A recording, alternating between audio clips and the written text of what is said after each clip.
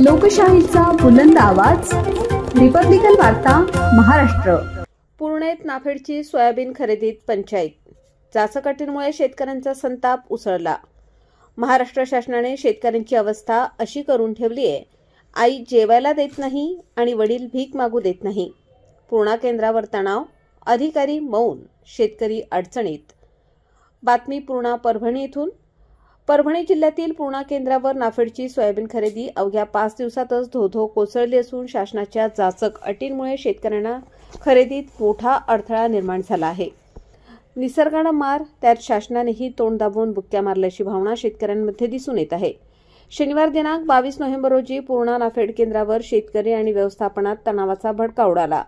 त्यावेळी संबंधित अधिकाऱ्यांना मध्यस्थी करूनही यांच्याकडून कोणताही तोडगा न निघाल्याने शेतकऱ्यांचा संताप शिगेला पोहोचला। अखेर चेअरमन बापूराव घाटोळे यांनी शेतकऱ्यांचे नुकसान होऊ देणार नाही, जितके जमेल तितके सोयाबीन घेऊ अशी घोषणा केली। तेव्हा परिस्थिती काहीशी शांत झाली। अतिवृष्टीने आधीच होरपळलेले शेतकरी आता शासनाच्या अटींमुळे पुन्हा भरडले जात असून जाचक अटी तात्काळ रद्द करून सरसकट सोयाबीन खरेदी सुरू करावी अशी आक्रमक मागणी शेतकऱ्यांकडून केली जात आहे।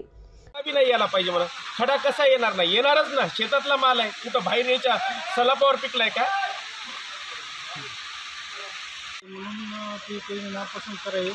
थोडंफार खराब, थोडेफार डॅमेज असल्यामुळे ती नाही म्हणावी, ते शासनाचं धोरणच आदेश आहे म्हणाय किंवा नंबर 1चा माल घेण्यात येईल म्हणून असेल। पूर्ण आम्ही एक रात्र इथं म्हणजे थांबलो, तरी पण आता म्हणजे शेतकऱ्यांना सोयाबीन विकायची कुठं, नेमकं त्याचं करायचं काय असा प्रश्न पडलेला आहे। इथं मी जवळपास 100 क्विंटल सोयाबीन आणलेलं आहे, तर ती नेऊन कुठे विकायचं, काय करायचं। बरेचसे शेतकरी काही त्याची प्रत्येकाची अवस्था तीच आहे, कारण कसं आहे समजा प्रत्येकाचं सोयाबीन थोडंफार डागी आहे, तर पूर्ण काय असं काही खराब नाही, त्याच्यामुळं ते ॲडजस्ट करून घ्यावं असं आमचं म्हणणं आहे।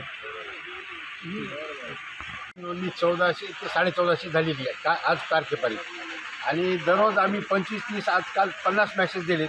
पण आता परिस्थिती कशी, नाफेडच्या ज्या सूचना होता की FAQ नंबर 1चाच माल घेतला पाहिजे, नंबर 2चा 3चा ही घेऊ नका, तरी आम्ही ॲडजस्ट करीत नंबर 1चा 2पर्यंत सुद्धा आम्ही घ्याच नव्हतं। दागील थोडाफार असला तरी घ्याच नव्हतं, थोडीफार माती असली तरी घ्याच नव्हतं।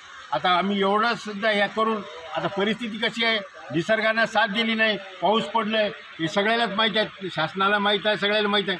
माझीसुद्धा नाफेडला अशी विनंती राहील की शेतकऱ्याचा माल जे असेल, तुम्ही एकीकडे सांगता नाफेड की आलेला शेतकऱ्याचा माल संपूर्ण घेतला पाहिजे, वापस नाही गेला पाहिजे, एकीकडे सांगता की नंबर 1चाच माल घ्या, दुसरा 2 नंबरचा घेऊ नका।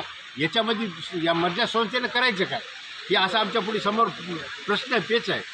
तरी आम्ही होईल तेवढे शेतकऱ्याच्या बाजूने मदत करण्यासाठी आम्ही तयार आहोत। आतापर्यंत किती सोयाबीन खरेदी केलं? आतापर्यंत आम्ही आज 5वा दिवस आहे ना, आज 5वा दिवस आहे, 400 क्विंटल आतापर्यंत खरेदी झाली। बऱ्याच शेतकऱ्यांचं असं म्हणणं आहे की सरसकट सोयाबीन घेण्यात यावं। हा, लोक शेतकऱ्याचं तेच म्हणणं आहे ना, कसाही माल असो आमचा घ्या, पण शासनाच्या नाफेडच्या एवढ्या म्हणजे जिकून तिकून अडवणूक आहे की नंबर 1चाच घ्या, नंबर 2 काल आम्ही परभणीला पाहिलं, त्या गोडाऊनमधून 50% लोकांचे माल वापस गेले। आता त्या शेतकऱ्यांना माल त्याचा त्याला रॅफिड मारलेला आहे, त्याचं नावासकट त्याला पोत्याला लागलेलं आहे, आणि त्या शेतकऱ्यांना ती स्वतः शेतकऱ्याला बोलून घेणार आणि तुमचा माल घेऊन जा म्हणणार। ते नेतात का शेतकरी, ते म्हणतील आमचा सोडू द्या इथं, पण आम्ही नेणार नाही, अशी अवस्था आहे। पण या संदर्भात आपण वर तक्रार काय आम्ही जरूर नाफेडला बोललो, DMOला बोललो, आमच्या चेअरमन मुंबईच्या चेअरमनला सुद्धा बोललो, ते म्हणजे आपल्या हातात काही नाही, नाफेडच्या ज्या सूचना त्या सूचना तुम्ही पालन करा। पण यावर तोडगा काय काढलाय का? तोडगा आणखी काही निघाल नाही, आता तोडगा निघाल या 2 दिवसात, काय निघायचं ते नाही, पण बऱ्याच प्रमाणात इथं आहे ना सोयाबीन आणले शेतकऱ्यांनी, आहे ना। आता त्यांचं राहण्याचं वगैरे इथं मोठा हे आहे, पाण्याची पिण्याची आम्ही सगळी व्यवस्था करू ती, त्याच्याबद्दल काही दुमत नाही, पण हे अडचणी यायला मजबूर आहेत आम्ही। हां, आम्ही इथं उजाळाची सोय करणार, त्याला चहा पाण्याची सोय करतो राहिली तरी, पण याला मजबूर आहात आम्ही, त्याला काय करणार। आता आम्ही जर खरेदी केला माल सगळ्याला सगळाच वापस आला तर कोणाला द्यावं, आमच्या पुढे ही प्रश्न हे तेच आहे ना। गेल्या वर्षी आम्ही 22,000 क्विंटल खरेदी केली, एकाही शेतकऱ्याला वापस जाऊ दिलं नाही, चावं बरोबर आहे की नाही। गेल्या वर्षी आम्ही एकाही शेतकऱ्याला वापस जाऊ दिलं नाही, पण यावर्षी असे निर्बंधच असे घातलेत की तुम्ही त्या चकोरीच्या बाहेर पाऊल बी टाकू शकत नाही, म्हणजे शासन दोष आहे। आता शासनाने जसं नाफेडनं आदेश दिले तसेच घ्यावं लागतील ना। आता दोष कोणाचा हे आता तुम्ही पहा, एखादा 2% डॅमेज असला ते वापस करायला, आता त्याच्या सूचना तशा आहेत ना, तरी आम्ही लिहिलंय ना तिथं. आम्ही तुम्ही 2% लिहिलंय ना. करायलो.